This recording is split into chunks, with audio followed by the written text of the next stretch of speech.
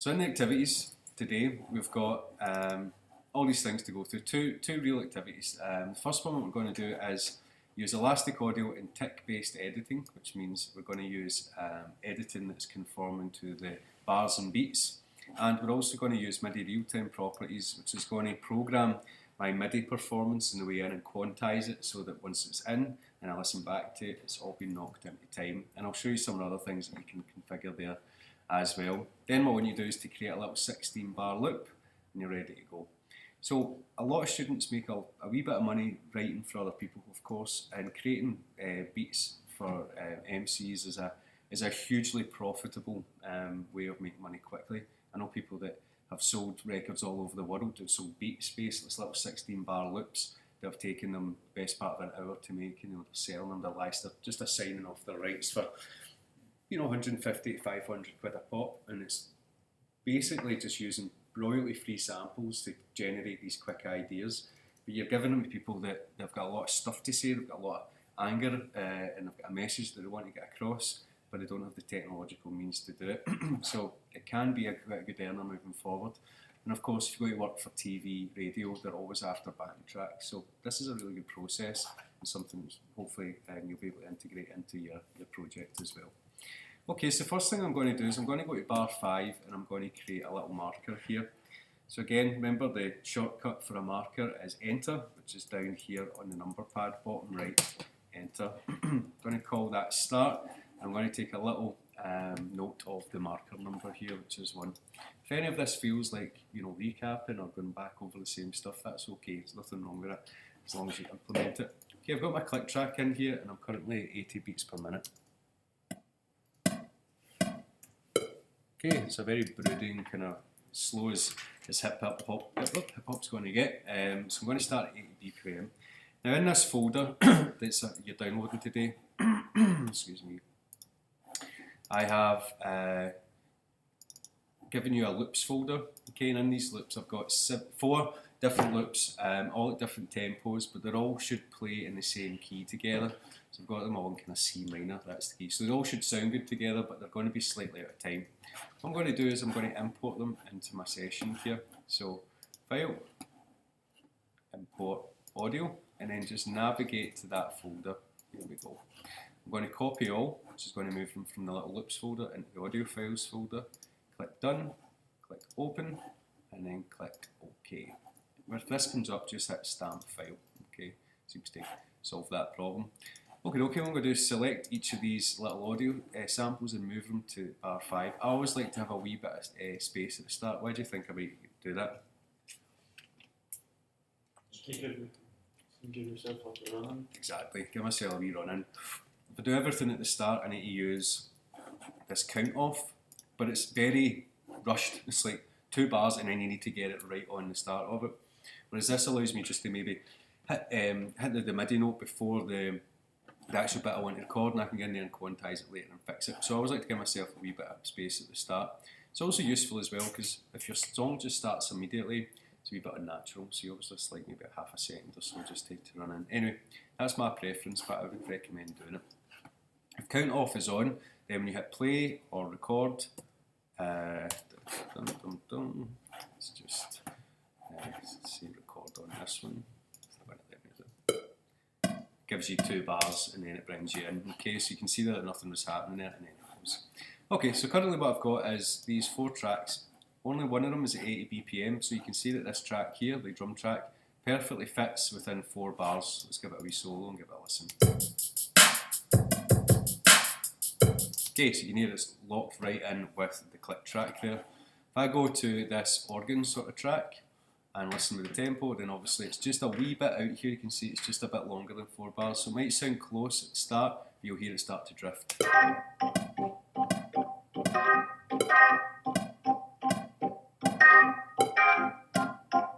Starting to go.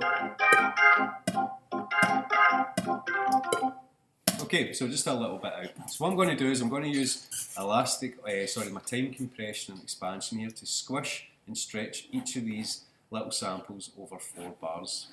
So I just go into my track here and I can then change the length of it, so it's going to be 4 bars. I'm just counting the big blue lines, 1, 2, 3, 4. This is already set. I'm going to go down to this track and this track as well, stretch it out. So let's give them all a listen together without the click track.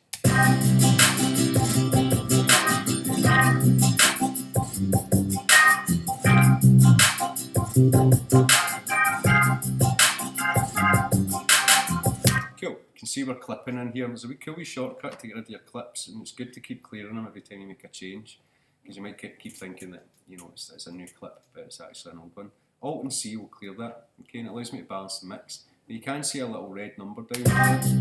It says 3.3. That means that the samples are 3.3 dB too much, and it's clipping, so it's going up above the ceiling of this system. So it's actually getting, it's clipping, it's distorting. So I want to pull everything down and then bring it back up so I've got a nice healthy level here. So I'm going to quickly do that. I'm also just going to move the bass into the middle of the stereo image and then have a wee go at it.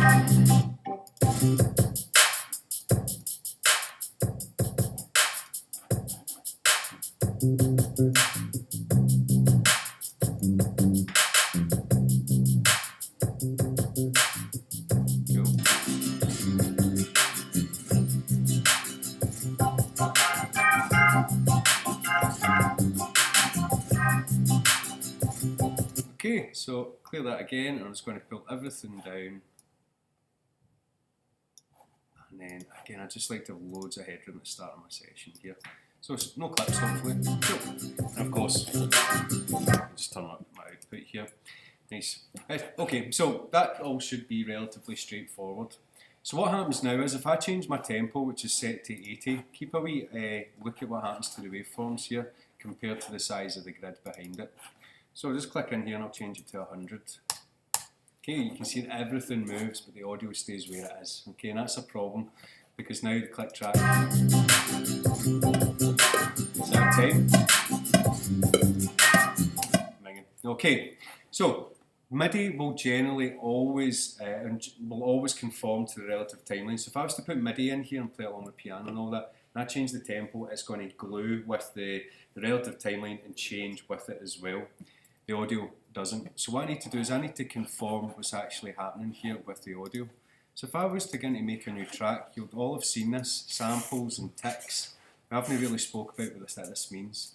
It means that if we are editing something in samples, then it is conforming to minutes and seconds, which is an absolute timeline. Minutes and seconds never change. You know, they're the same length anywhere. Whereas tempo, bars and beats, they'll change. The length of the bar will change depending on the tempo. So ticks means that it's going to conform to the relative timeline. But of course, we're now dealing with audio that's already in. But we can change it quite easily by just going to this little time base icon that's on every track and changing it from samples, which has got an icon of a clock, to ticks, which has got the icon of a metronome. Okay, bars and beats, bars and beats. So I'm going to change that for each of these.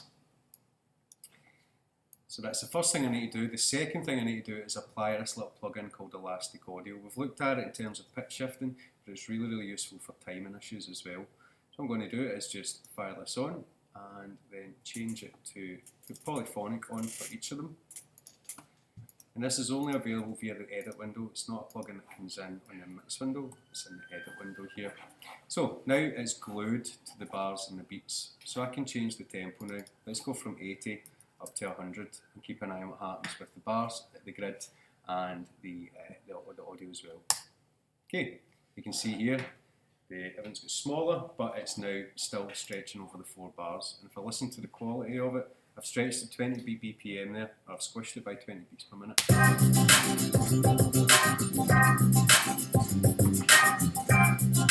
Okay, that's an extreme example. Let's go down pretty slow, go down to 40, so I've half the BPM.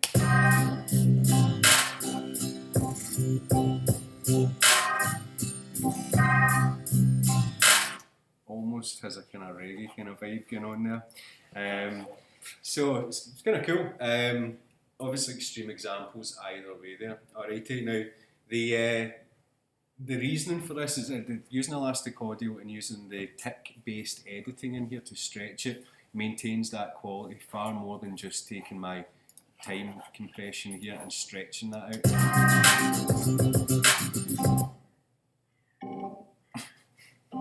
Okay, you can hear it's degraded, it's all bitty in there. So using, first of all, we conform it to the tempo of the session, then we can move it around as we feel fit. You can also do other cool things. This is always what I like to do. Speed things up and slow things down. So you can actually draw in tempo changes once you expand your tempo window up here. Okay, and all the bars and everything slow down and speed up.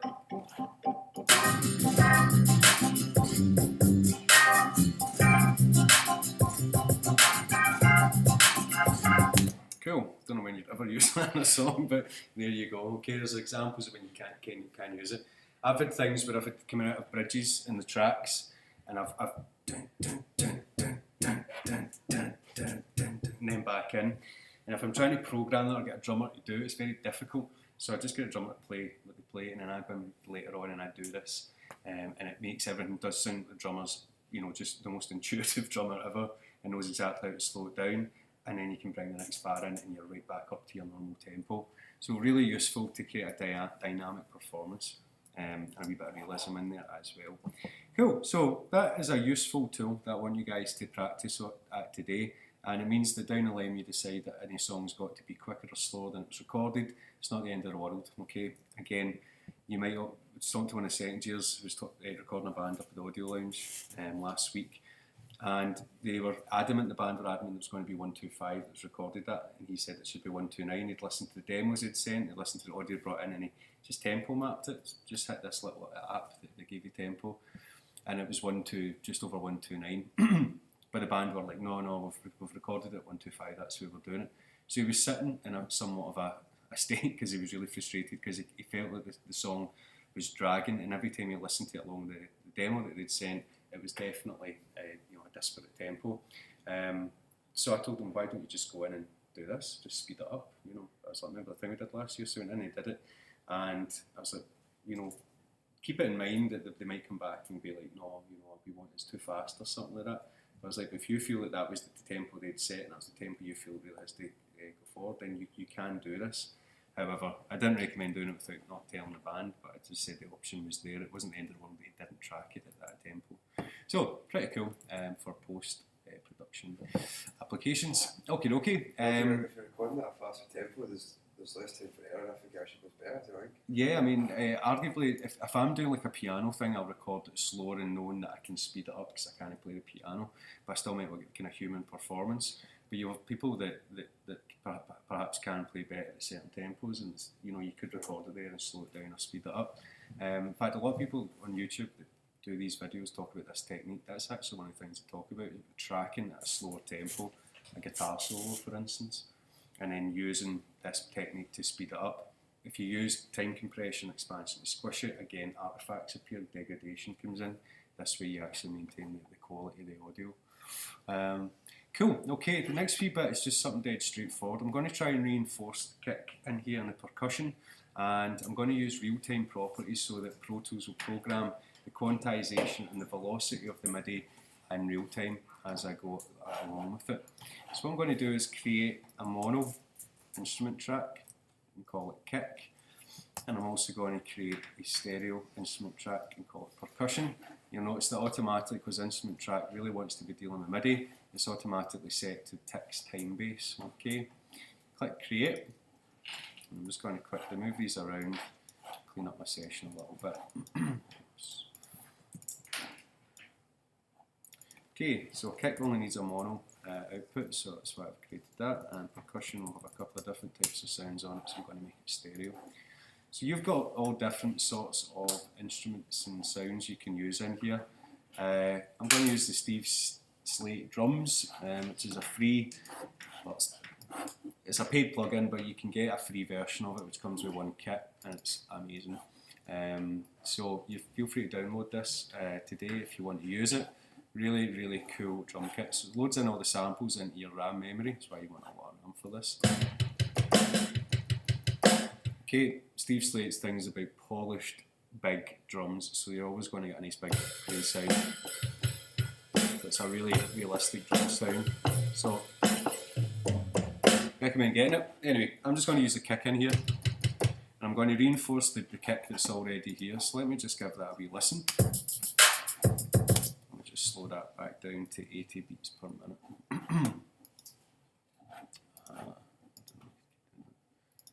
tracks, read the remaining track. Okay, click in here and just go back down 80 beats per minute.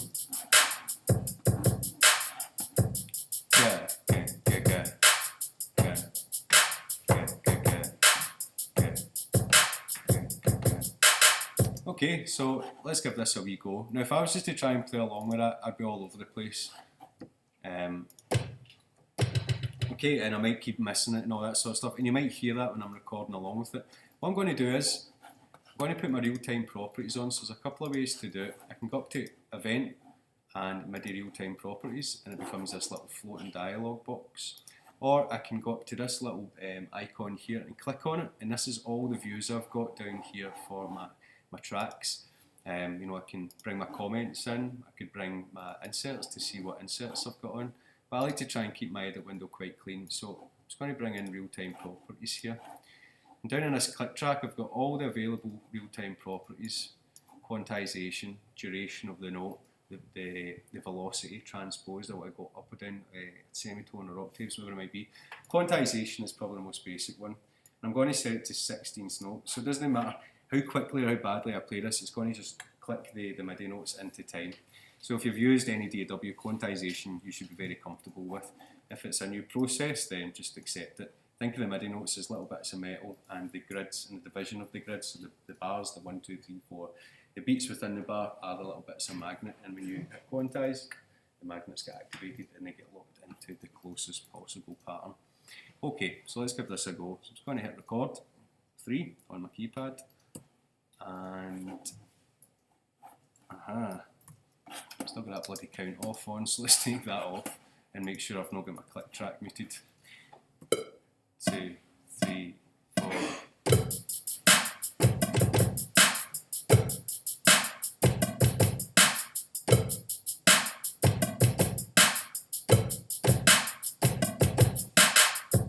Okay, I did practice that earlier, so I didn't make an ass of myself in front of you. But that's the pattern, okay? So, you'd heard it was just a wee bit out in there, and also, if I look at my velocities, you see that I hit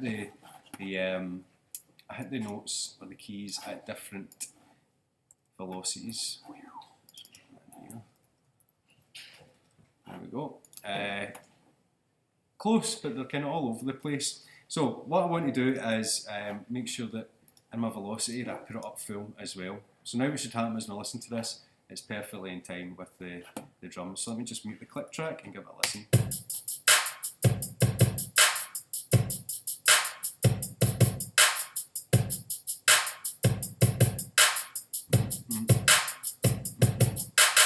Cool, okay, now if I was to tune quantization to quarter notes, then of course now that splits the grid into quarter notes on 16, so everything's going to shift and I'll lose my pattern. Okay, so let's not do that. Keep it in 16ths, I'm quite happy with that. Velocity set to 127, so they're now all getting played at 127. That's basically the maximum amount that I can actually play my MIDI notes in here. Once I've done them, I can leave that on and running, but it always takes up a little bit of processing, because it's kind of processing in real time.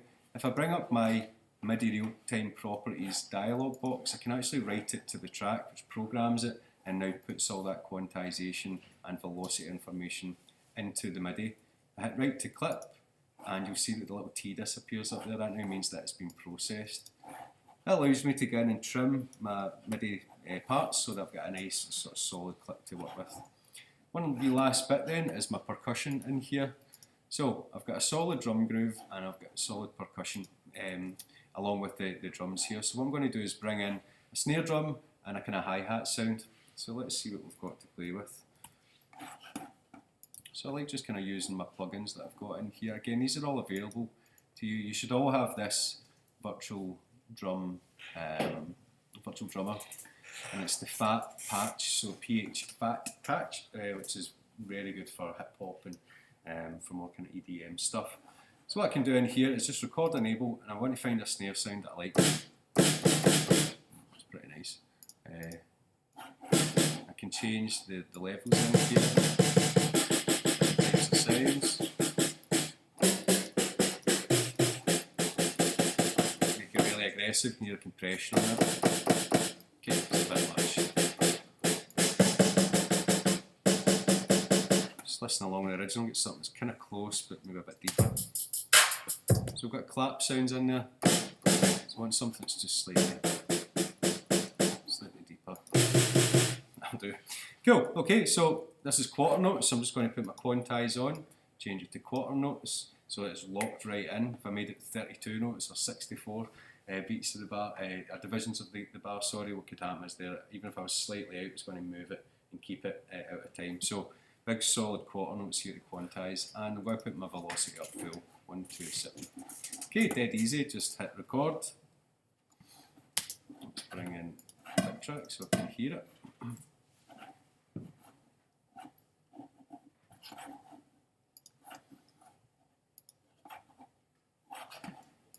These shortcuts.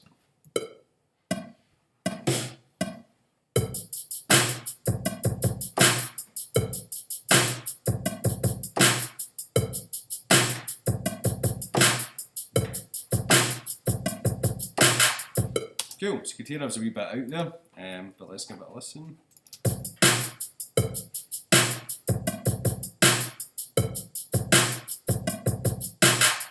Cool, nice one. Okay, so now it's all locked in. Again, what I'm going to do is I'm going to write that to the track, so I'll bring up my real-time properties and write to clip. Okay, the little T disappears, means now that there is no real-time processing going on, it's moved everything into time. So this really speeds up the process. But now I need to go to 16ths, because I'm going to put a hi-hat sound in.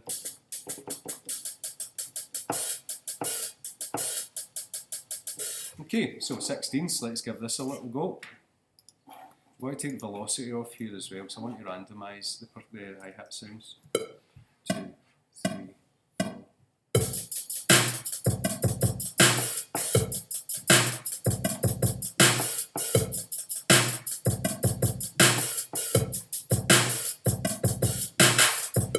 Okay, cool little thing going on there. So click in here and sorry, back out here. So 16 should be in time.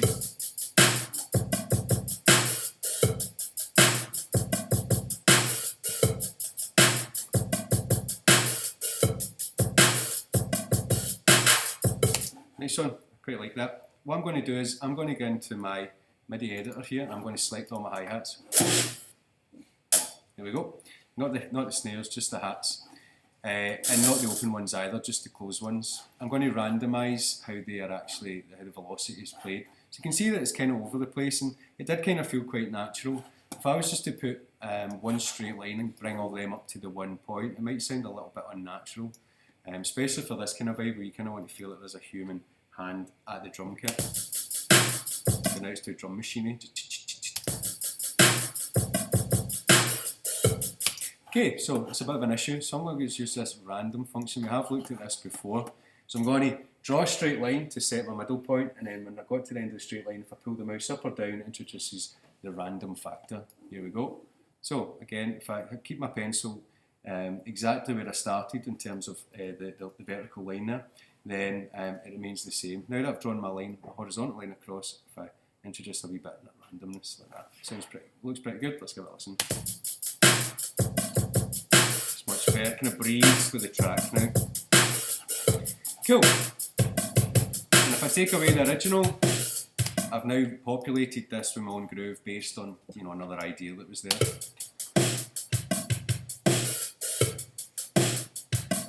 Blend the rest of the music in.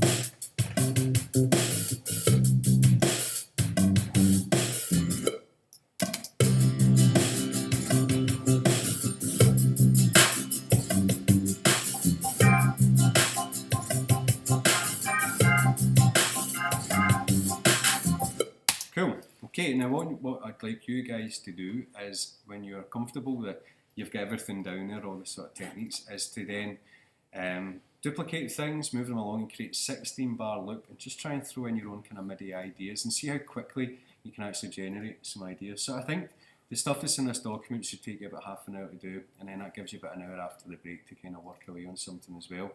I've got the assessments ready to go, so I just want to kind of cover them as well today. But we'll really give you the whole week to decide which project you want to do. You've got 3 options: a remix, composition, or creating a podcast. Okay, so you'll be able to pick one of the three, but we'll go for that, as I say, at the 12 o'clock today. Any of you get any questions on this? Cool, I'll put this video up online so you'll have that available. Just follow this step-by-step instruction and open up the empty task sheet in Pro Tools and you're jamming. Thank you.